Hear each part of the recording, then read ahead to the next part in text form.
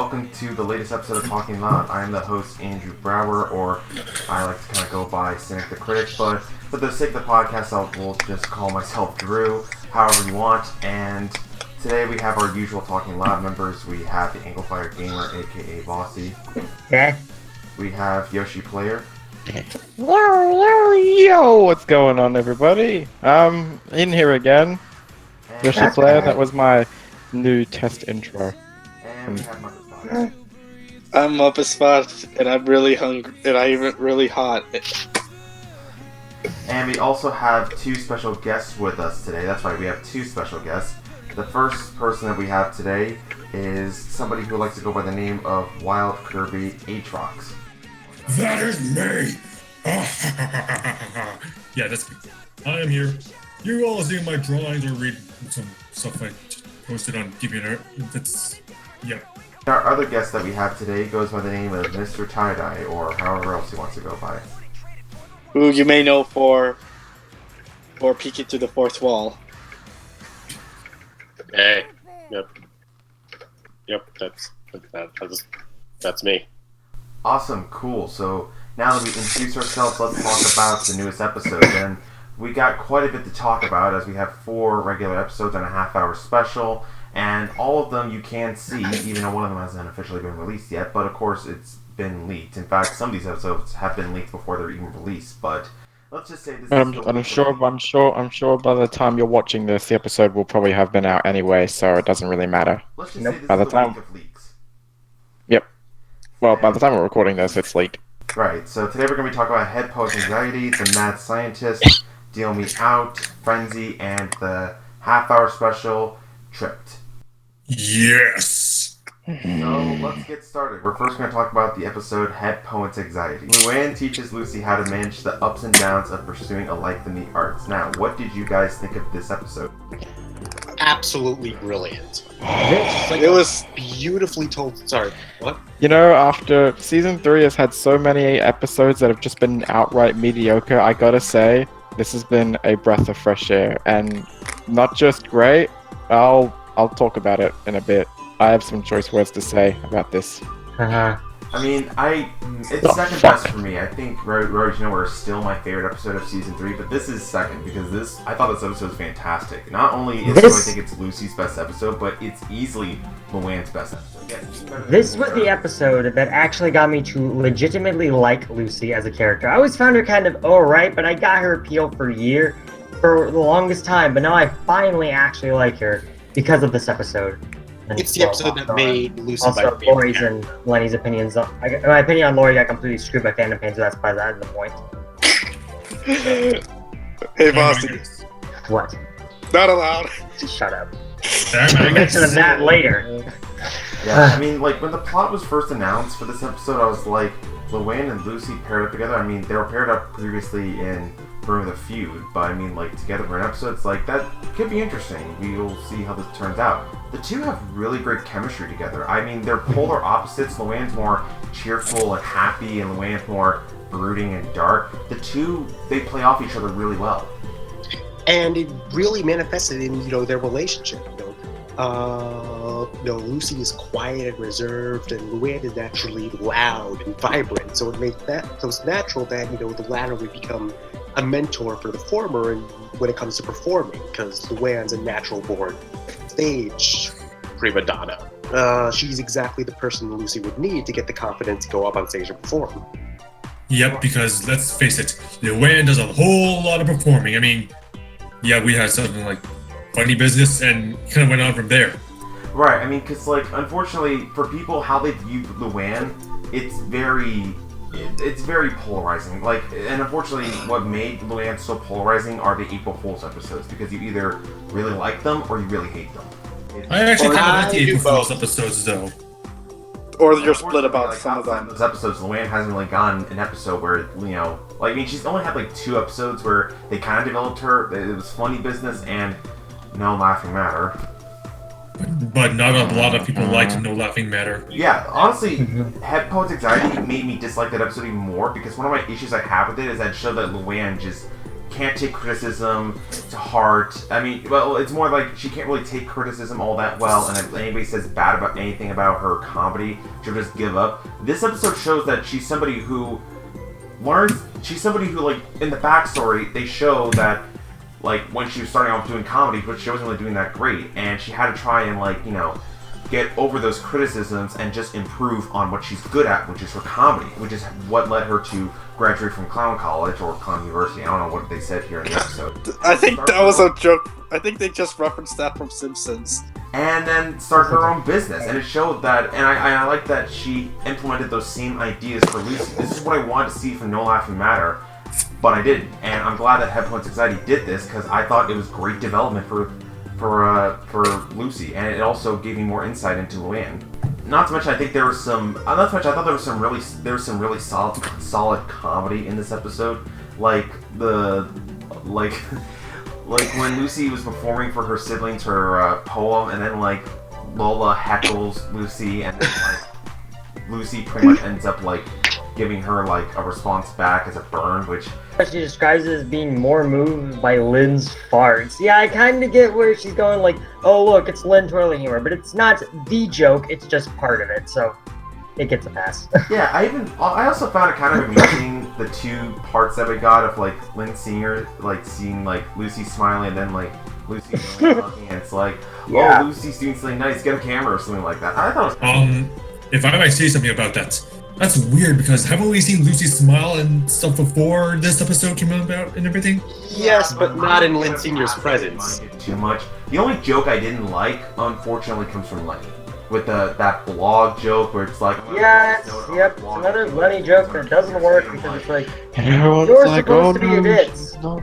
That Like, one that's joke, not really what ditzy means. That one joke kept this from being my favorite episode of season 3 and being a perfect 10. But still, that's like a nitpick. Sorry, That's what like joke? a Well, spelling error to a perfect essay, right? Right. It's like, yeah, it's not another reminder of why I don't like Lenny as a character. If you Not say the you worst don't like- example this week, but Anyway, yeah. I'm just gonna keep my mouth shut, so read this Oh no, over. if you want to talk, go ahead. I don't want to really derail this. Let's just move on to the next episode. We did. Anyway, Trust us. next episode. What about Wait. the end is near? And then, like, halfway through the episode, Lucy ends up performing her poem, and she ends up getting to perform at the Royal Woods Theater, which Luann isn't too happy about. She tries to hide it through some, like, really funny facial expressions.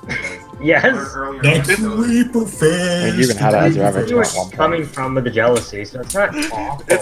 It's like Lisa's rape face. Yeah. Oh my seriously. god. That's why I love Walking Loud so much, though. Okay, I'll stop mentioning that every and podcast. so, like, and the reason why Luann is so jealous is because she said earlier in the episode, like, it's one of her dreams to perform at the Royal Woods Theater, and Lucy No, to- beat her to it. To be the Not youngest, just to and, like, be you young, see I was where just she's gonna coming say- from. Yeah, We're like, trying to, again, like, say something. Luann was working really hard to perform there, and at that point, I was like, this episode could derail and just go downhill by making it where Luann would, like, sabotage Lucy's performance. I'm so glad they didn't do that, because honestly, it would have made me dislike the episode. Yeah, that would be really mean-spirited. That would have been So- a buzzkill. And make me think really poorly of Luann as a character. But But I think we should Thankfully they mention didn't. one thing. What? This was written by 2 new writers for the show. Yeah, they were written by 2 new writers named Abby Wardman and Phil Wardman. I'm sorry if I mispronounced your last names, but I mean, I thought they did a great job writing this episode. Oh yeah, they did definitely. And I'm looking forward to the future, honestly. Yeah, Like- so like instead, Luann, all she wants to do is just stay out of it. Like now, she's just annoyed with Lucy. She doesn't want to help her. It's like, you know, why do you need my help? You got to perform. You get a chance to perform there, so why do you need my help?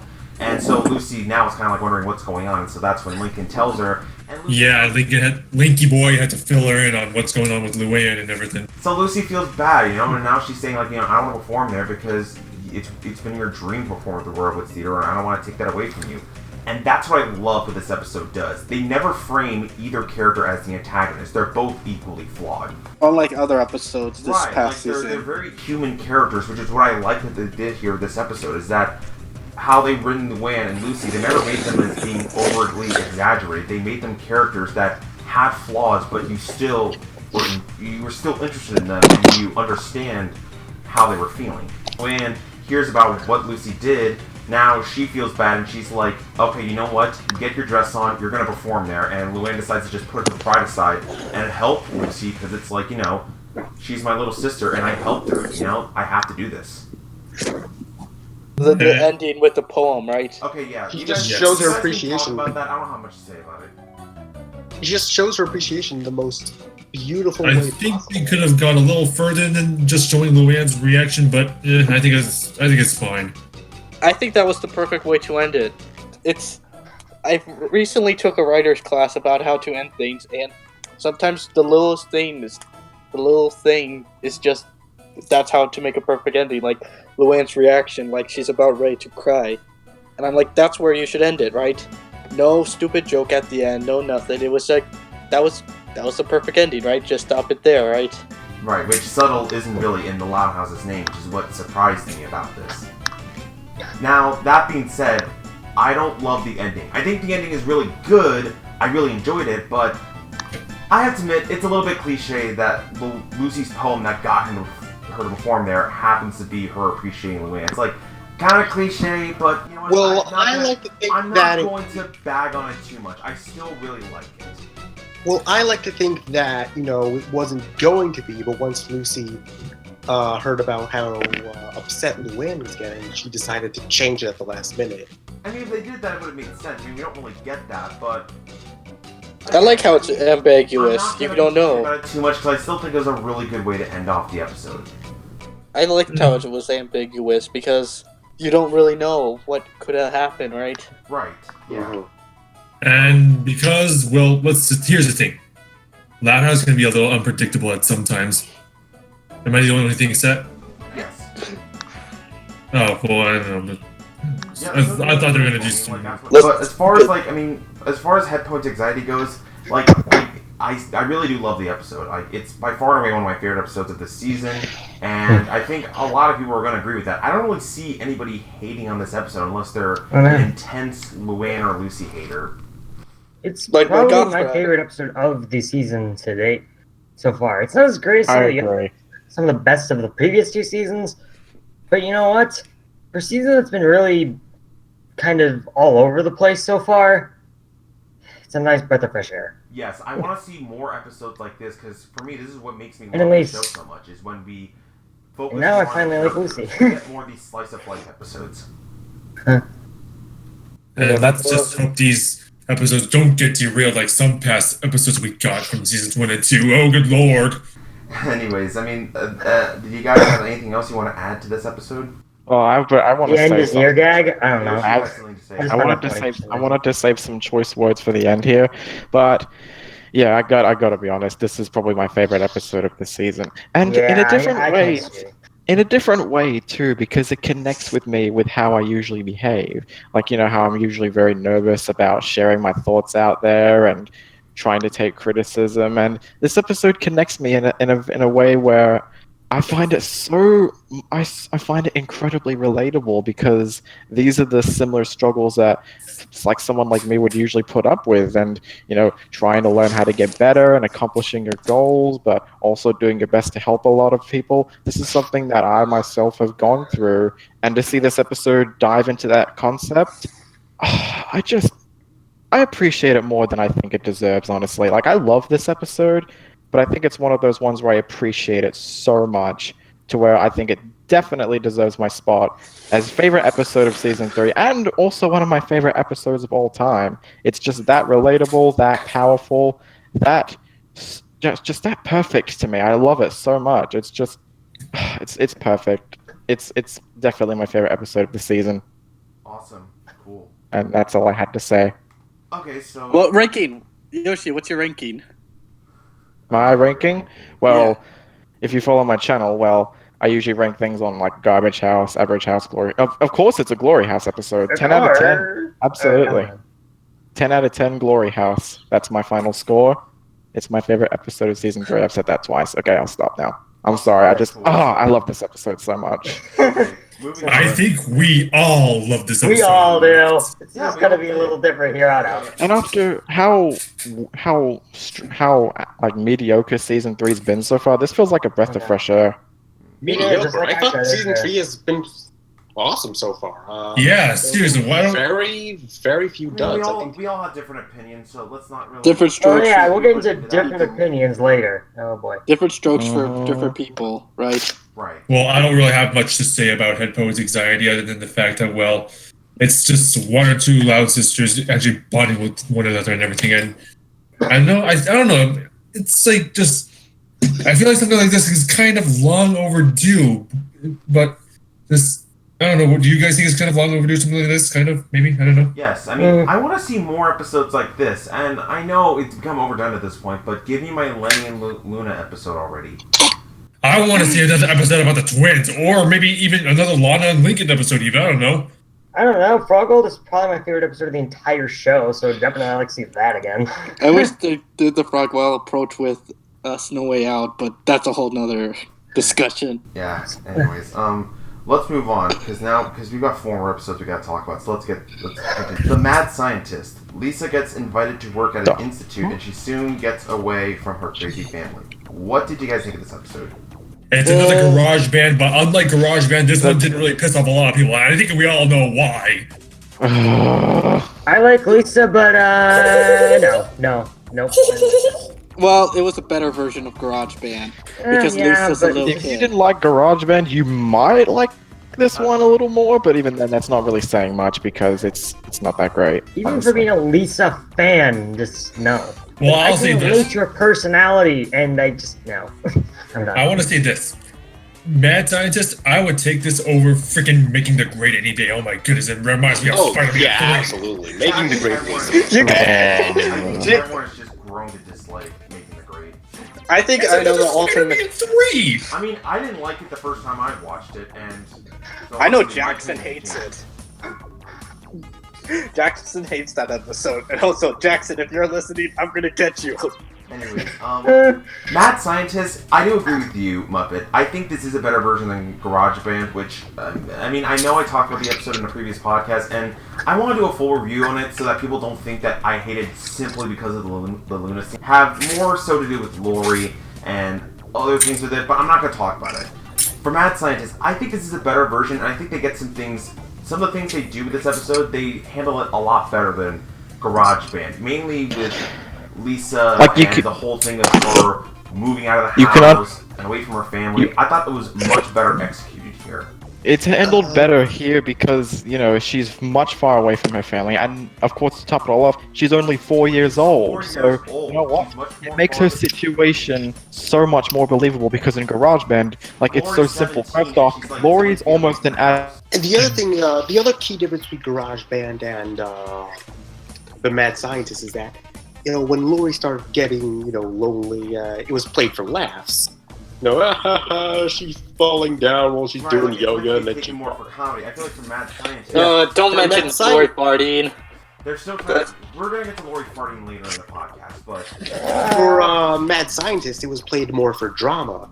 You know, the way Lisa started, you know, to cry when she was, you know, clutching that skeleton for comfort. Like when she that's the thing that I think.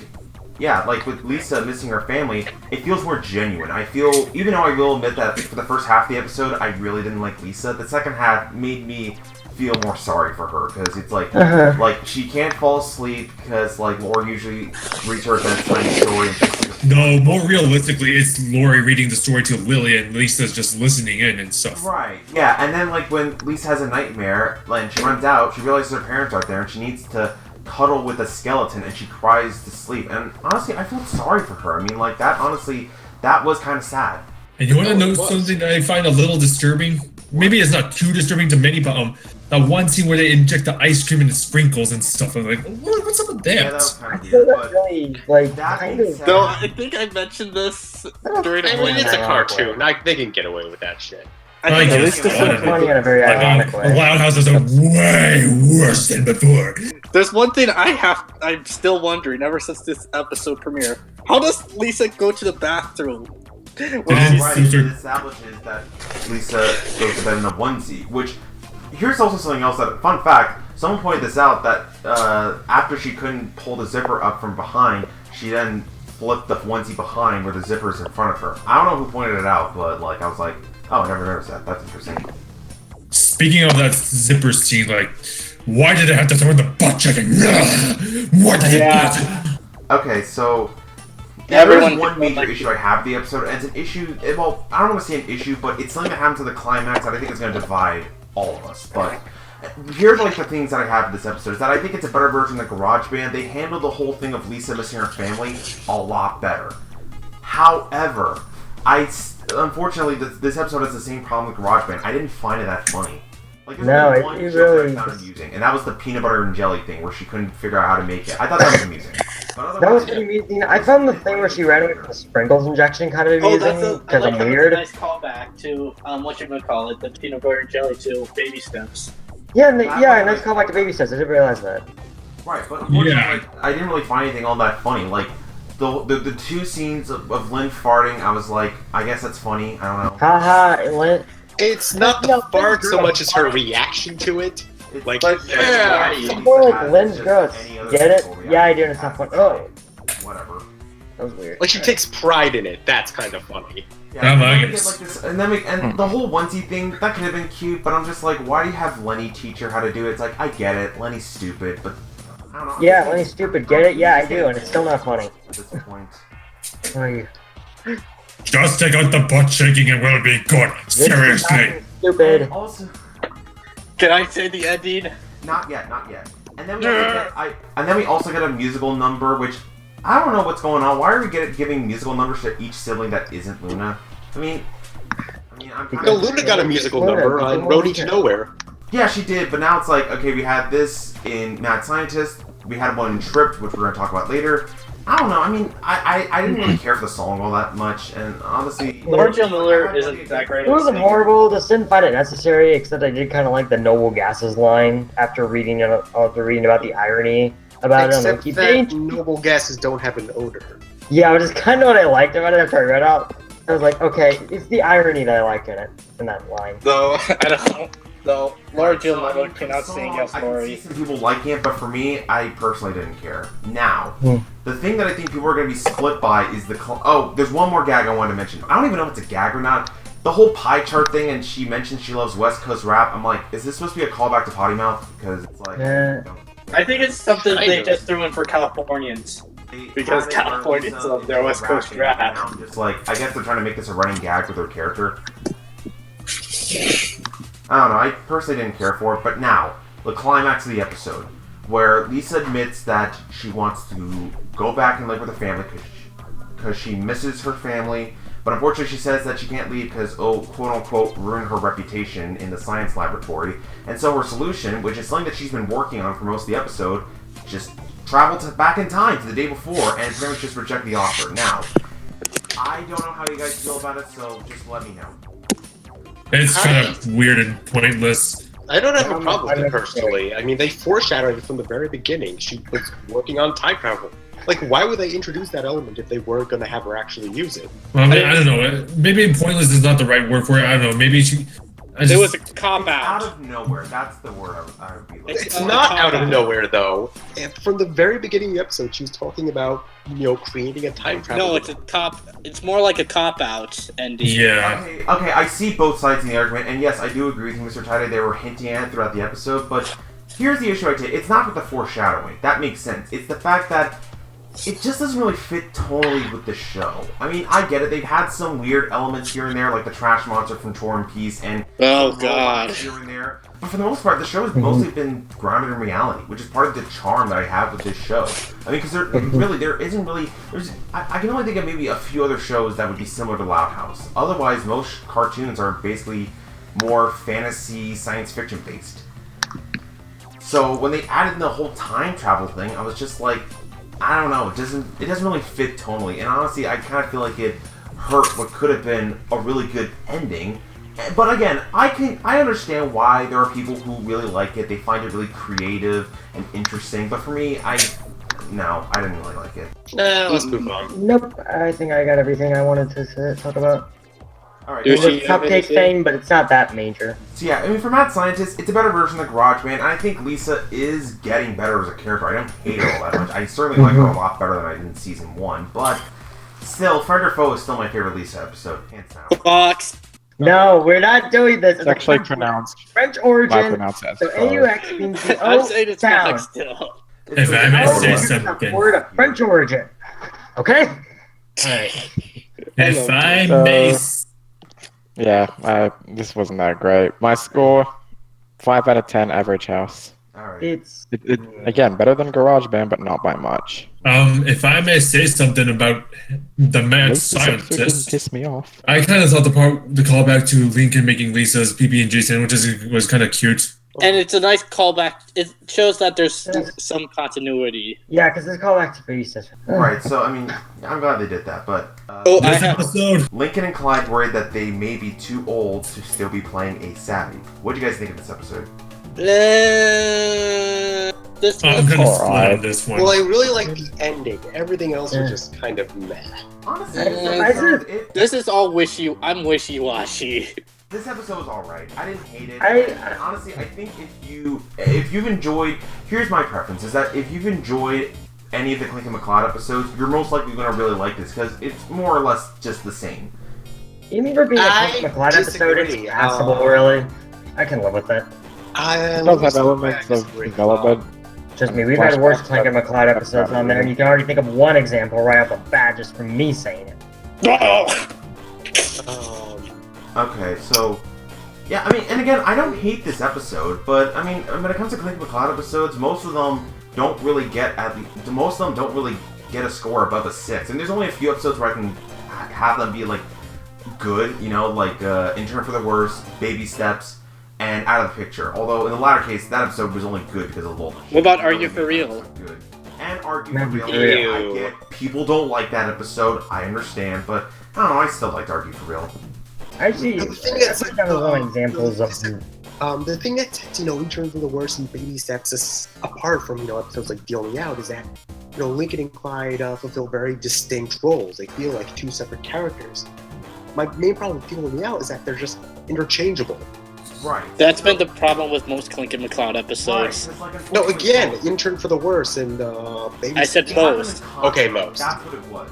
For most Clink and McCloud episodes, it's like they are basically kind of the same character. They're both the straight men. Like, you know what makes duos like Mordecai and Rigby from Regular Show or Mabel and Dipper from Gravity Falls work? You have one character who's a straight man, like, say, Mordecai or Dipper, and then you have one character who's more eccentric and out there, like Mabel or Rigby. And you can think of other duos, like Mac and Blue from Foster's. Bert Or, and Ernie. Rick and Morty. Or even in Right, even in web They shows. work Who's an because asshole? Or even they balance like each little other web shows. out. I feel like for Lincoln and Clyde, they just kind of are just They're even. literally the Well, same not character. even. They're just basically. more like they get along so well that there isn't really any interesting conflicts. Mm-hmm. though I think we can all agree that Lincoln doesn't really like the idea of Clyde going for Lori or something. Well, that's like that's like one of the few things that makes Clyde distinct from Lincoln is that he has a And crush that's on already Lori, has and caused some he issues. he has a crush on Lori and he's a therapist. That's all I can really come up with. I'm sure you guys will probably come up with other things that make them distinct, which you can go ahead and tell me. But I don't know. Those are like the two things that jump out for me. Other than the fact that Clyde is an only child and Lincoln has a bunch of sisters and everything, but Right. I mean, like, which again you can say is a difference and everything, but I'm looking more at the characters and what they're like, and less on their backgrounds. I think that's a little unfair. It's like, oh, they're different because one lives in a big family and the other only lives with two dads. It's like, what about like how they act, how they talk, what choices they make, how they think. Which, I guess you could argue that somebody who lives in a big family thinks a little bit differently, but I don't know, I haven't really seen that with Lincoln and Clyde together. well, I also wanted to say that maybe Lincoln is a bit more reckless than Clyde in some ways, kind of, maybe. Anyways, yeah, I know we're getting off topic, but I mean, for Deal Me Out, again, I think it's an alright episode. It's just there's not a lot that jumps out to me. Okay, there's two things that do. One that's positive and one that's negative. Do the positive. The first are the flashbacks. I thought the flashbacks with Lincoln and Clyde were really cute. No, Mhm. I'm getting tired of one thing. All the What? different versions of the Ace Savvy costume. We got this one with the white underwear. We get the other one with the victory undies. We get the new one from whatchamacallit. What's that episode? Pulp Fiction. Pulp Thank Fiction. you. Pulp Friction. It's like, which is the definite one? Okay. Here's Yeah, I you think guys the want explain it this. is that I think that Yes. for the original one they had when they were kids, that was before Lincoln got the victory undies from Undie Pressure, which I guess. But again, like, I can see where you're coming from, where it's like before. Like, he got the victory undies, he had to use white underwear for his Ace Savvy costume, and then, like, after he got the victory undies and he had that costume, and so the consequences, he used the victory undies. But I also see where it's like now in Tricked and Pulp Friction, he now has, like, the full Ace Savvy costume, and now it's like, okay, I guess now he's wearing that. I mean, they don't really have an explanation. I'm not gonna complain about it too much, unlike Muppet. It's just a little annoyance. It's just that I have I definite. mean, like, the only two things I can think of is that Lenny designed it or he bought it at a convention. Or a party goods store, like he went to Party City.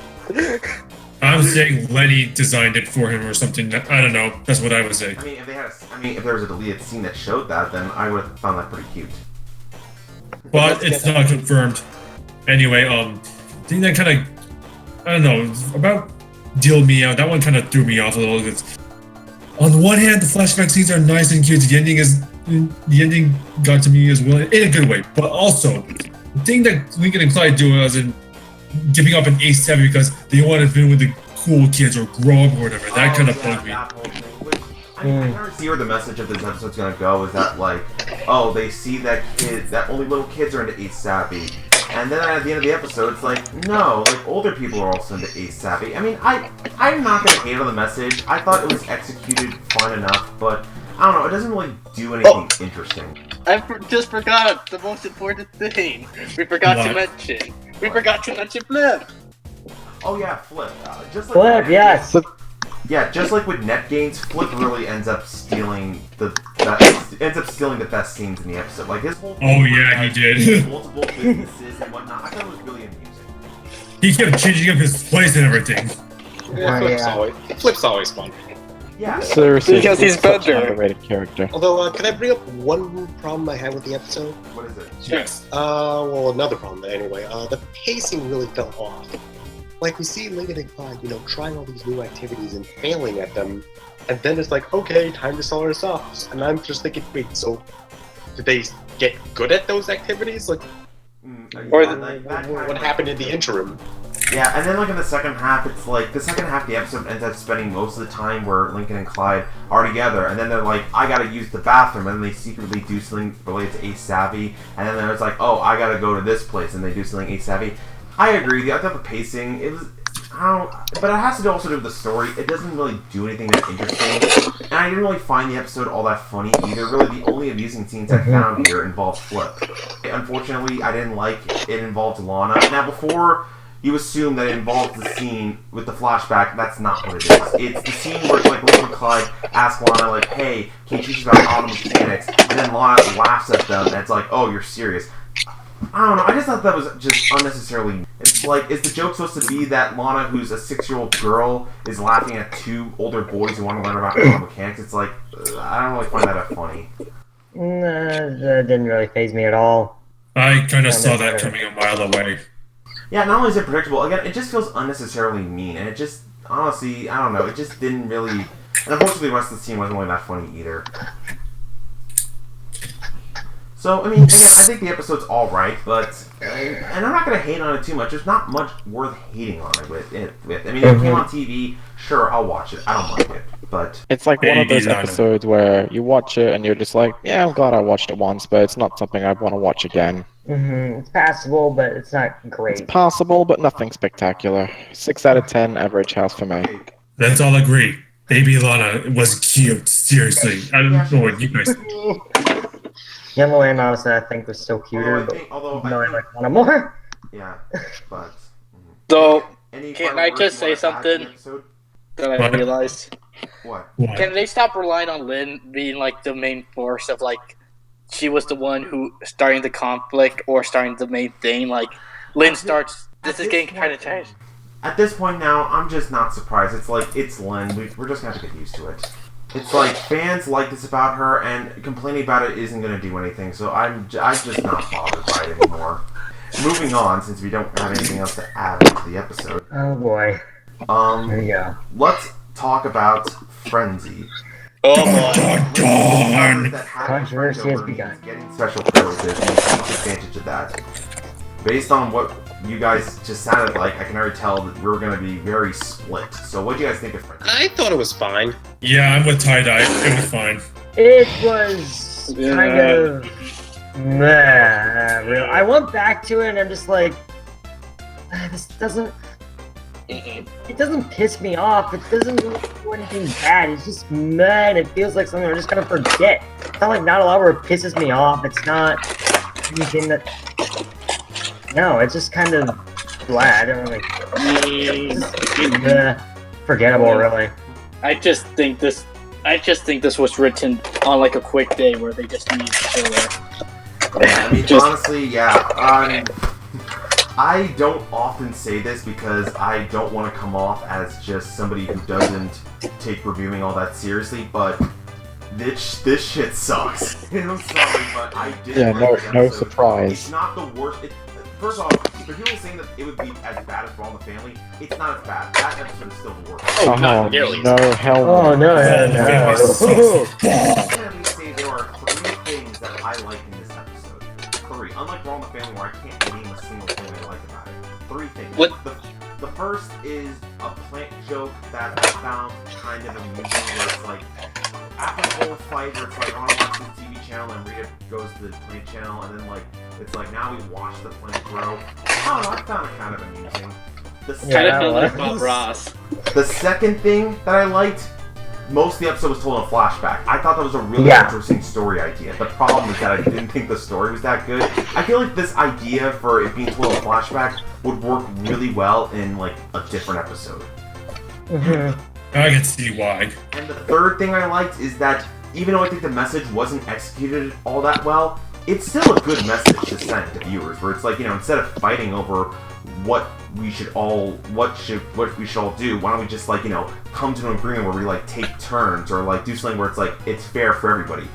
Not executed in the best way, which I'll get to in a little bit, but still, I like the message. Okay, Honestly, it yeah, didn't phase like, me at all.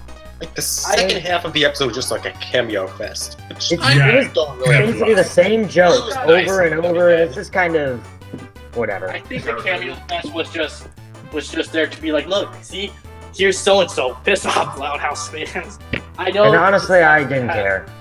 Even Sam, Darcy, know- I did not care.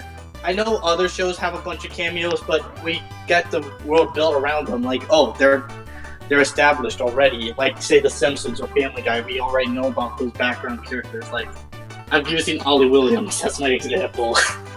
Because we know who Ollie Williams is and what he's probably thinking. Yeah. Also, oh, sorry, go ahead. I'll go. Okay, But then when we get characters... I should explain why, like, you know, like, why people were excited that we were gonna get, like, an episode where all the friends are gonna come around. Is that somebody told me this, because I was like complaining about, you know, like, why are people so excited when a minor character returns? Like, why are they so excited?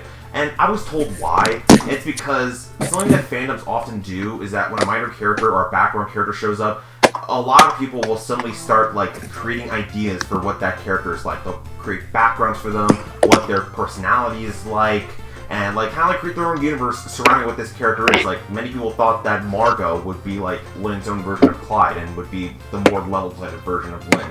Or how people thought that Carol would be, like, really nice and cute compared to Lori, who is mean and selfish.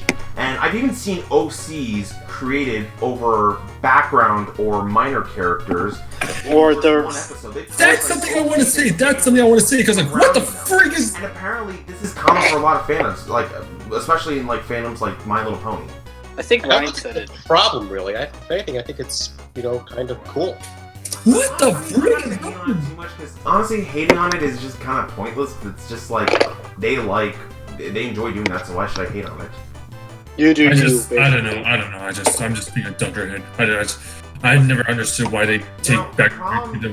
The problem that I have with all these minor characters making cameos is that they really don't add anything. They're just kind of there to just be fill in as like, oh, this is my friend that I invited, and all that sort of stuff. They don't really add anything all that engaging or interesting, which, I mean... The biggest problem... But still, I feel kind of cheated out, especially when it's like, Sam shows up a year after Ellis for Love, and I wanted to see more development with her relationship with Luna, and after a year, this is all we get. I get She doesn't even get a damn line. This that did kind of show off more Sam, but still, that I don't know. I got annoyed with that. And plus, Sam doesn't even get a line. That's a big problem. Except Margot, because everyone loves Margot. Or Clyde. Something. I also want to say something about this. To anyone who ships Luann and Maggie does not show up in this at all. Good thing I don't. I mean, whose friend is she? She barely knows Luann.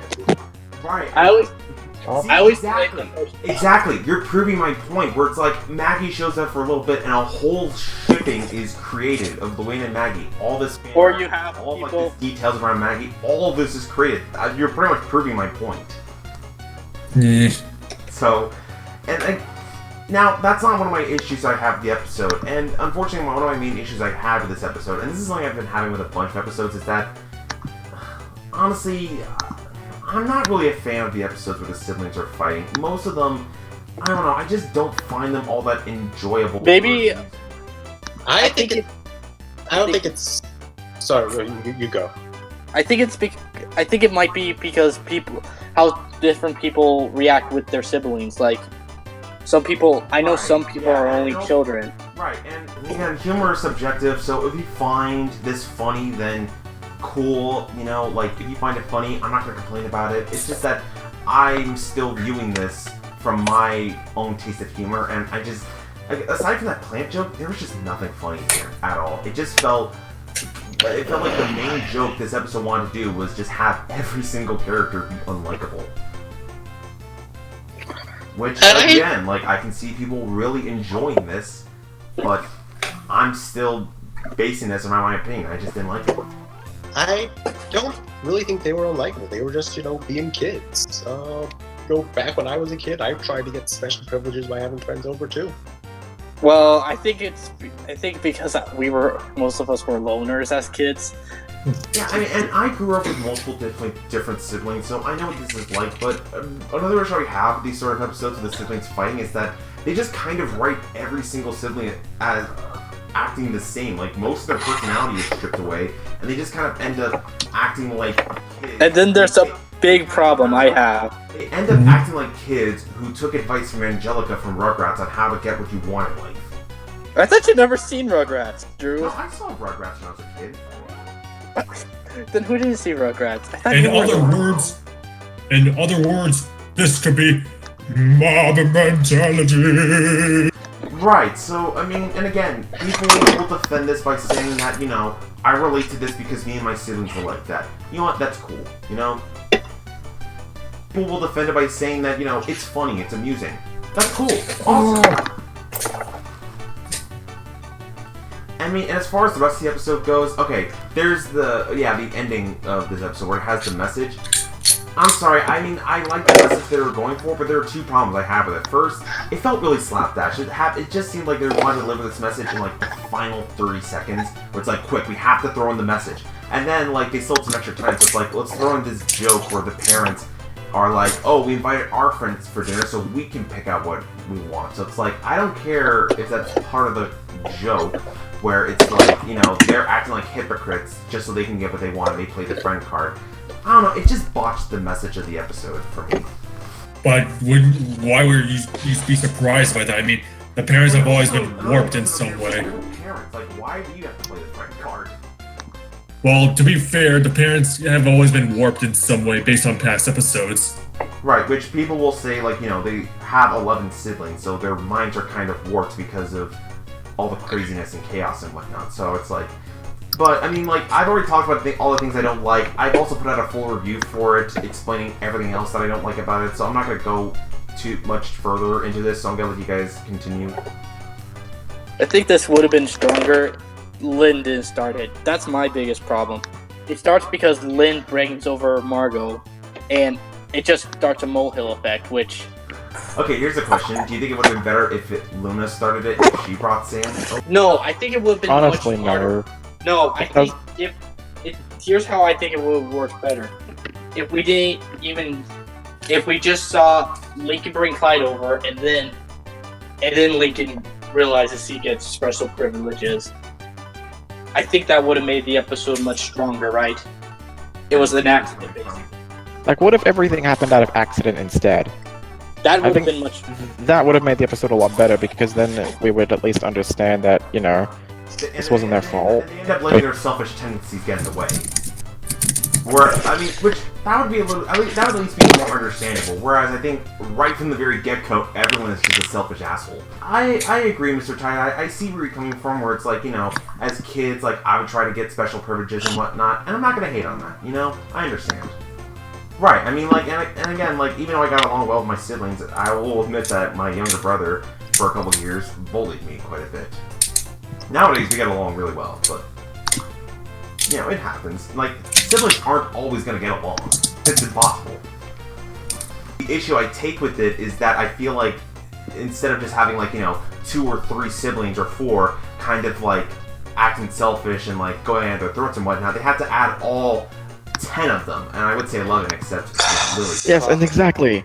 All 10 of them, so they all just have pretty much the same personality, and on top of that, they barely, like, showcase any of what their actual personality is like. When I watched this episode, I was just sitting there thinking, who are these people? It didn't feel like I was watching The Loud House, because they all acted the same. They were just all assholes to each other, all acting the same, barely showing much of their personality to me. Like, to me, it just didn't feel like I was watching The Loud House. It felt like I was watching, like, a sin cartoon, I guess. A sin I don't know. cartoon?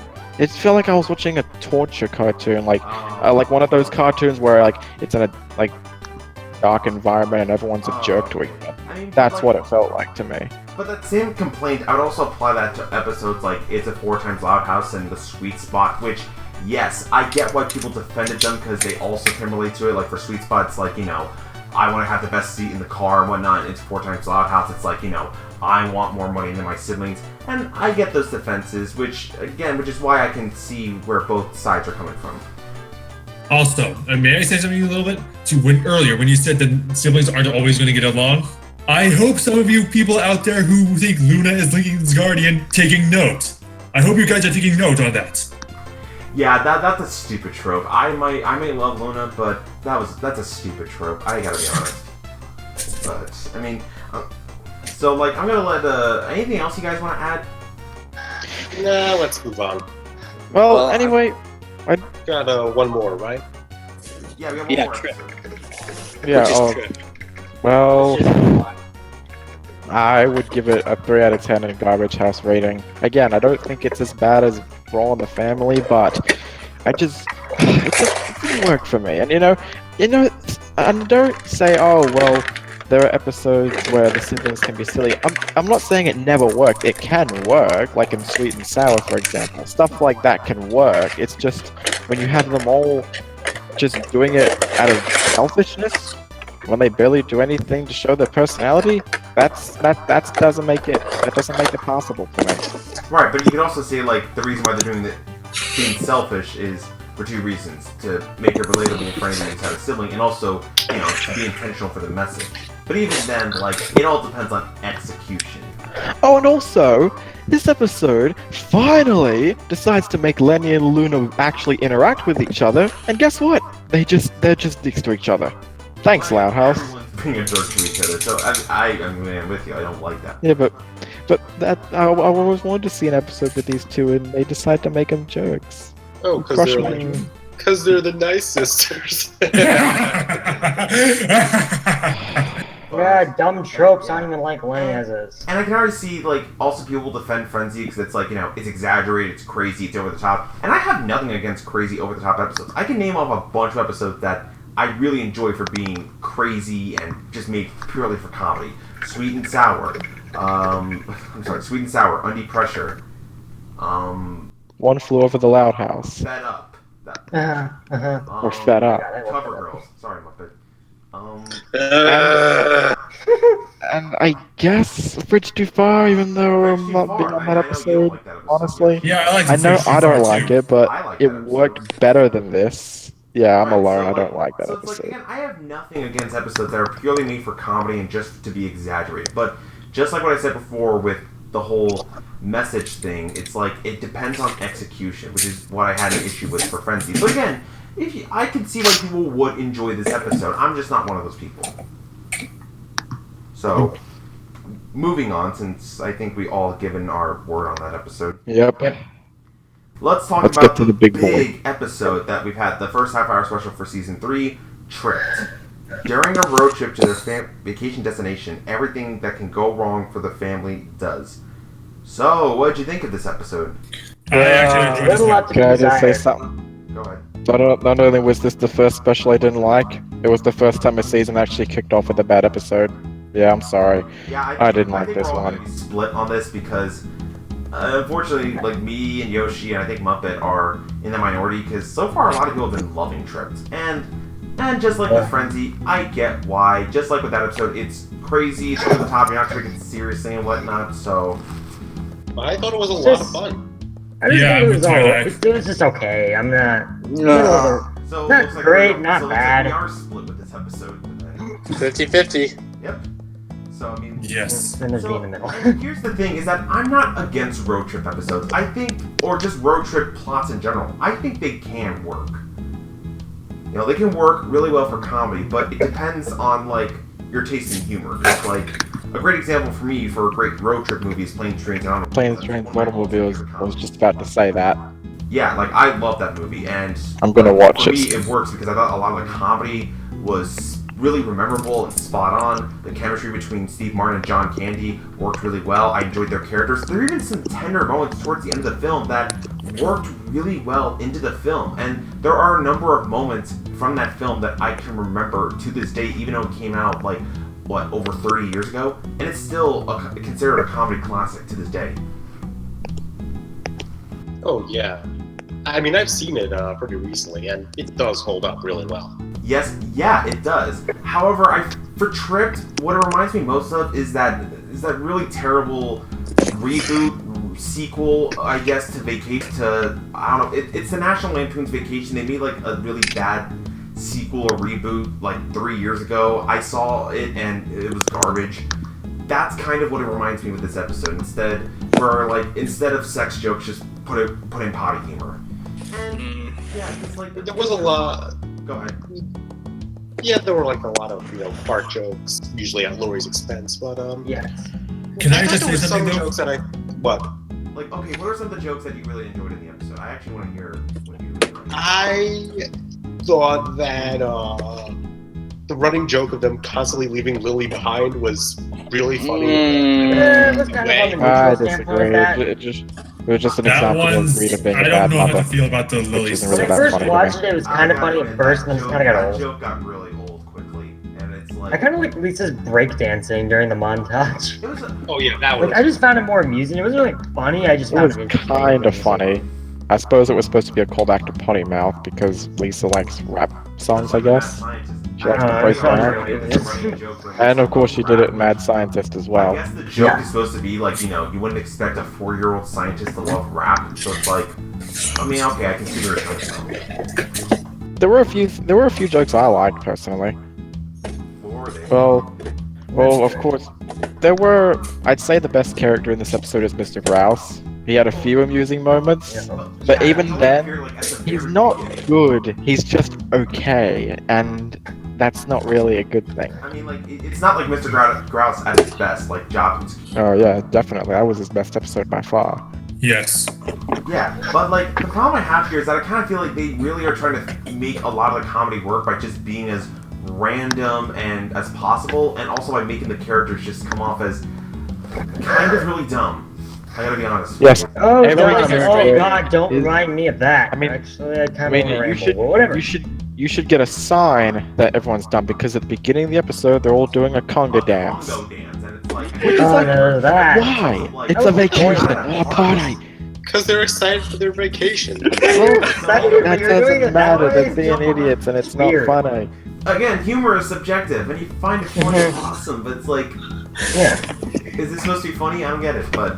So, when you said something about the fart jokes a while back, I have something to say to this. Lori Loud, you've been denying it for a long time, and this, you had it coming. the whole running gag of, like, not just with this episode, but with the entire series, the whole gag of Lori farting and then blaming it on anything else, it's getting really old. Why are they still doing this? I feel like they really are trying to milk in this gag so that way fans will enjoy it. Well, this was the first time they were really taking her to task for it. Like, just they were putting her on blast. They even ended the episode with, I guess, a joke with Lori farting. That was more of the exhaust pipe that Lana painted Right, on. because, like, okay, we're also gonna talk about Lana in a minute, but I think about her, but the point that's like the comedy itself, like, and I don't know, there's only like one joke I found a little bit amusing. It did come from money. It's the whole like thing where they're on a prison bus, which I guess they're so stupid they can't tell that they're actually on a prison bus. They can't tell the difference between that and a regular bus, but I'm getting off topic. Like, she like enjoys the prison. I forgot to mention that joke. The prisoner's handcuffs, and she's like, "Oh, can I see them?" And it's like, "Well, they're locked." It's like, "Oh, I can do it." She pulls a bobby pin out and does it. I don't know. I thought that was kind of amusing, but Yeah, but then that prison guy She just was released like a convicted felon. he kind of shows up every now and then, and he doesn't really serve anything to the story. I thought he was gonna add something because he had a very intimidating design, but no, he just shows up to just steal something from the Loud family. Lily's the only one who noticed, and then at the very end he just ends up back in jail. So what was the point? I get it's supposed to be for I got a comedy, but I question. just didn't find it that funny. I know I know this is a huge spoiler, but the Loud's car breaks down and they lost all their luggage and stuff. yeah. How did they get their? What did they wear through the whole vacation? Did they just wear the same clothes every day? I don't know. It's cartoon logic. I guess we're not supposed to take it that seriously. I'm pretty sure it took place in one day. There's so much that doesn't make sense with this episode, and again, it's a cartoon. I get it, but just like I said with Mad Scientist, The Loud House is one of the more grounded in reality shows, and it's part of the charm.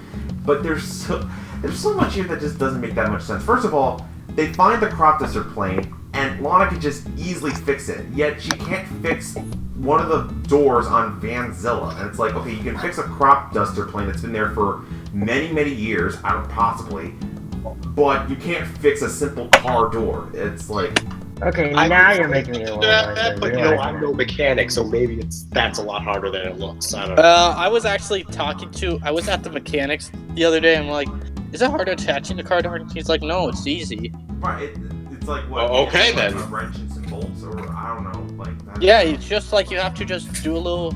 You just have to do some. You have to undrill some bolts and stuff, and it'll be all good. Also, Right, how so does a even crash before roll that- when? Could have Even fixed it, before but that, she when they crashed the van, Lana easily fixed it. So, I don't know, that Okay. just annoyed me. I was just like... Wait, and when they crash the van, how do the windows just go up randomly? Cartoon logic, or is that actually like no? That's I doesn't sound didn't like even possible. notice That's- that. Yeah, the Okay, windows. so- Lana even so, points out like- after the second crash that the windows just go right back up. Just okay, whatever. Right, but I also kind of feel like the only possible reason why they had that whole thing of why they can't put the door back is just so they can like have Lucy's casket as like the door, I guess. Which that's the only thing I can think of for why they had to have that. Which doesn't even make sense why Lucy would bring a casket. Because she's fucking Most Lucy. of the things in this episode don't make much sense, so I talk more about that. I'm gonna get a headache. You know, something I kind of noticed. You know how Rita was keep forgetting Lily and everything? That kind of made me think back on, let's say, Rita Loud when we were thinking about what to do with Lola, and then Lucy was all, let's chain up Lola up in the attic, and Rita was actually on with that. It's like, what? Rita must be secretly sadistic. Maybe, I don't know. And then of course we also learned Hey, that Rita TyeDye. can fly planes. I mean, I guess she can. Hey, But I guess TyeDye, we needed it just to progress Yeah? the episode. did you remember? I just Oh, by the way, I just thought this back to episode. Black's fanfiction, My Lincoln. Maybe that's a real. Yoshi Player. I was saying, I think we forgot to bring this up. Just like in Mad Scientist, there's a musical number in this episode, and guess what? Oh, yeah. And All it's it does supposed to be a parody. It kind of All sounds it like fun, does but I is don't just get it. all it does is just remind the audience of the same jokes that we got throughout the episode because Apparently, that's all they can do. I mean, it's- Like, remember when Lori farted? Remember when Lenny made those sandwiches? Oh, I I mean- definitely want to point that out. I mean, it's it's catchy though. It's got got a nice bluesy. It feels like a parody, but I don't know of what. All I vaguely remember is maybe the chorus, but that's about it. It's a very forgettable song. But that's all I can really remember from it. Oh, and Luna doesn't get to sing once at all. All she does is play bass guitar, and I'm just like, are they doing this because Because she's a musician. I mean, but she also sings. yeah, but she I doesn't guess always they have do to this because, sing. like, they realize I guess they realize that the fans don't like Luna it. has the best singing voice. I can say. I respectfully disagree. I think Lynn Senior has the best singing voice. But again, Go the musical the- number here, it honestly was just forgettable. I didn't care for it all that much. Even It's though, just- again, I get why it's in here because they need to raise money because they end up losing Vanzilla because they end up putting Vanzilla in reverse. I rewatched the episode and I guess it happens by accident. That's the only thing I can think of. Why doesn't anyone have their money or phones on them? Like their wallets and Because stuff. then if they did, the episode would just be over. That's all Oh, I yeah. can think of. Though, to be fair, what if somebody tried to mug them and they actually succeeded with mugging them of their money? Wait, That why- would've made well, more if they sense. mugged them, Okay, can I say one more thing about the music? About the musical number though. There's one really funny moment when everyone's just glaring at Lenny for the egg salad incident, and she just smiles and does a thumbs up. Oh yeah, that was Oh hilarious. my god, you're just making me bring it up. I don't know. All it just reminded me of was like, hey, Lenny's turning into Patrick. That the egg salad sandwich scene. This is why I don't like Lenny. Hey, boss. You call Lenny a ditz. I looked up what ditzy means. It means like fighting easily confused. That means stupid? No, it doesn't. It's like you're giving the old sibling. No, she's an idiot. I mean, she's an idiot. Yeah, exactly, and ditzy as well. But like, this She's is why I turning don't into like Lenny Patrick. because it's like she knowingly did this. She made the sandwiches so far in advance. Like it's almost like she knowingly did this. I mean, it's No, not the stupidest thing that. no, sorry, I didn't mean to. But go on. Okay, I was gonna say that it's not the stupidest thing Lenny's ever done. It's no kick the bucket list where she thought that a rock would blink and. That's you still her worst see moment. why I by don't far. like her. But still, I mean, Because that's I mean, that's part of her charm, though. It's her stupidity is part of what makes her so adorable. I don't see it as much as others, just because probably just because I Patrick. feel like they've been overblowing it, and they've just been kind of Uh-huh. making it where it's like that's her only character trait, and they want to like blow it out of proportion. Which just makes me just not like her anymore, because it's just And again, I think her ditzy personality. you're trying to make me like her, but you can't do it because you're just making her so facepalm where like. It's like And then beating a Phantom dead Pains came, horse, so- isn't it? And then Phantom Pains came along and completely ruined that. So it's like, yeah, good luck making me like her now. But that is not relevant at As all. far as the rest of the trip goes, I mean, I don't want to talk much about it because just like with Frenzy, I did a full review for it. I went into much more detail with it, but all I can say is that I get why people like it. I just don't like it. It's There was one other thing about it that I did like, though, and it's kind of a small positive, though. What is it? What? It had a nice ending. Yes, Let's the ending admit was that. really It did have a good ending. Everyone But they was had- happy. Everyone was playing with each other. Everyone was Oh. enjoying themselves. Oh, It was a Ozzy, decent ending, but it What? wasn't amazing. did you check? There was this Muppet reference at the ending. Of course, you brought that up. Yeah, I did not get it. when Lenny was riding the horse backwards, that was a reference to the Marshall Grover segment where Grover would ride Wonder Horse Fred backwards. Yeah. Oh yeah. Yeah. I would have not caught that. Like I could also talk about how like I mean for as far as like each sibling goes, I mean like there's only a couple that I think don't really get to do much. I mean after rewatching it, all Luann does is just make her usual cringy puns. That's about it. I don't really remember anything Lucy did. All Lola did, I think, was just kind of complain here and there, and Lincoln was just there. He didn't. Like he could have just been written out of the episode. I think he's sort of supposed to be the straight man in all this, but again, he Yes. doesn't do anything here except for the thing with the plane. But even then, that's about it. If you're supposed to, a straight man usually has. If you're gonna be a straight man, at least do something that does make you stand out, instead of just being like there and doing nothing. And agreeing with everyone. So yeah, again, with this episode we're split. Even though me, Yoshi, and Muppet are in the minority for not liking this episode. I'm really in the middle. Which again, like, a lot of people were saying this episode's great. That's awesome. Cool. I'm glad you like it. But, I don't know. I mean, I think this episode could have worked a lot better if the writing didn't have to rely so much on just the characters being stupid, and if the story wasn't just trying to be like, let's just make it all comedy and whatnot. Which, I mean, I'm not asking for to not have comedy. Like, you can have comedy there.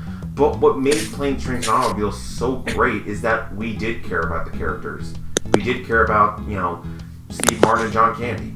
Like, we liked their characters, and they played off each other really well. I feel like for Tripped, we didn't really get that, because I kind of feel like the character interactions with each other, I didn't really think anybody played off each other all that well. But again, that's my opinion. I know people will disagree with that, so that's cool. So it's just me, Tie-Dye, and Bossy who liked this episode or something? I found it okay. I was kind of in the middle. I thought it was really enjoyable. Yeah, me too. Alright, so yeah, that's all I have to say about Tripped, and that was the bomb that we've had of new episodes, and it's all over the place, I'll be honest. As far as favorite episode of the bomb, I'm easily getting it to Head Poet's Anxiety. That episode is amazing. Oh, absolutely. Yeah. Yes. And Of course. So that's best of the bomb. Honorable mention, I'm gonna give the Deal Me Out. I wasn't crazy about it, but I thought it was alright. I didn't mind it. Worst of the bomb, though, this is kind of tricky, but I'm gonna give more of the edge to Tripped, mainly because I just kind of was more annoyed with it. With this honorable mention going to Frenzy. So those were. So what about you, Bossy? Best, yeah, it's pretty obvious. Honorable mention, I think I'm gonna give that to Deal Me Out, because it was passable, wasn't awful. The worst. Your best of the bomb was Head Poet's Anxiety, right? Yes, Head Poet's Anxiety is the best. Deal Me Out was the honorable mention. The worst. This is gonna sound really awkward, but I'm giving it to Mad Scientist. I just wasn't that crazy about it. The Lisa fan. The one who likes Lisa the most. I just wasn't crazy about that. With this honorable mention, yeah, Frenzy. Lisa. I can't decide between Frenzy and Tripped, really. So Frenzy, I guess. Oh, Frenzy. I'd say Maz worse. I am Alan, and I say you have betrayed your. So Frenzy, just honorable mention. Mad Scientist worst. Okay, best of the week. I mean, do I really even need to say it? Exactly. Oh no, I was gonna say Tripped. I'm kidding. Yeah, It's Head Poet's Anxiety, obviously. I mean, I've already gushed about it before. I usually like to do like a best to worst list. It's my thing. So yeah, best of the week was obviously Head Poet's Anxiety. Second best would go to Deal Me Out. I thought it was alright. I thought it had some cute flashbacks, some funny moments with Flip, and it was alright. The middle would go to The Mad Scientist. It's a better version of GarageBand. I don't know how to pronounce. GarageBand. Because I understood Lisa's struggle more than I did with what Laurie went through in GarageBand, but even then, it's still not that great. Second worst and the worst was actually really tough for me to think about because, I hate these episodes both equally. But you know what? I'm gonna say second worst is gonna go to Tripped because I hated it more because everyone was stupid. But my least favorite is Frenzy because everyone was just so mean to each other.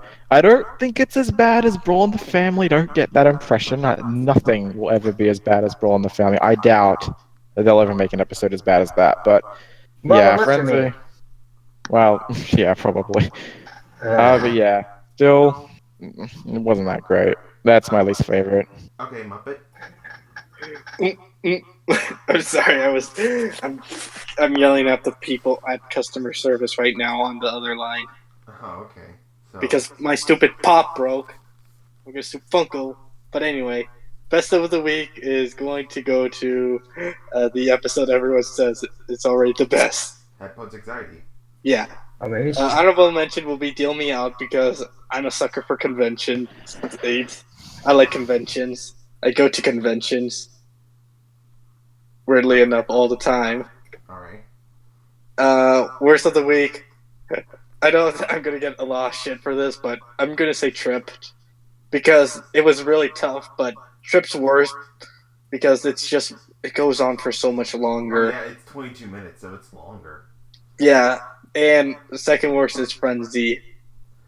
Ah. So now, And then I look at my so now ranking you're- list, and then I okay, realize so, that I think Trip was worse than Frenzy. Whoops. Okay, so Wild Kirby, what So about Trip you? is my actual dishonorable mention. It's obvious what the first one's gonna be. So, first off, obviously it's friggin' Head Pose Anxiety. Second one, I kind of like Tripped though. I know you guys don't like it, but I want to go with Tripped because I liked it. It was kind of funny in my eyes. All right, cool. Third, And middle. third one, you know what? Third one goes to Mad Scientist. I would have ranked it up higher, but there were some things in there that I did not agree with in there, and I don't want to say. Well, okay, I'll say it. For Mad Scientist, I really didn't like the butt shaking and the injection part with the ice cream and everything. Okay, so wait, is that like the worst? Or No. I said the third one would be Mad Scientist. okay, so it's third best. Yeah, so It's in the middle.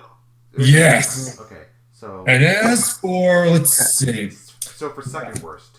Yeah, I'm gonna split them out into this one. Frenzy, yeah, it is kind of the lowest of the bunch because I mean I don't really I kind of like Frenzy, but at the same time I can see why people don't like it. But so I mean, it's not really the strongest, but it's definitely not the worst episode either. So what would be the worst? I think Deal Me Out kind of bothered me more than Frenzy did. All right. Because I really didn't like the theme of the plot it was going for. I mean, really, you don't have to give up the stuff you grew up with just to grow up or whatever. You don't have to No, do definitely that. not. Okay. All right, MrTyeDye. Okay, first, obviously, is going to be Head Pose Anxiety. Second favorite is going to be Tripped. Just a really fun episode. Least favorite is going to be Deal Me Oh, wait, Out. what about middle? Oh, middle, Mad Scientist. Second least favorite, Frenzy, which was, fine, just not as good as the others. And the least favorite was Deal Me Out. All right, cool. So there you go, folks.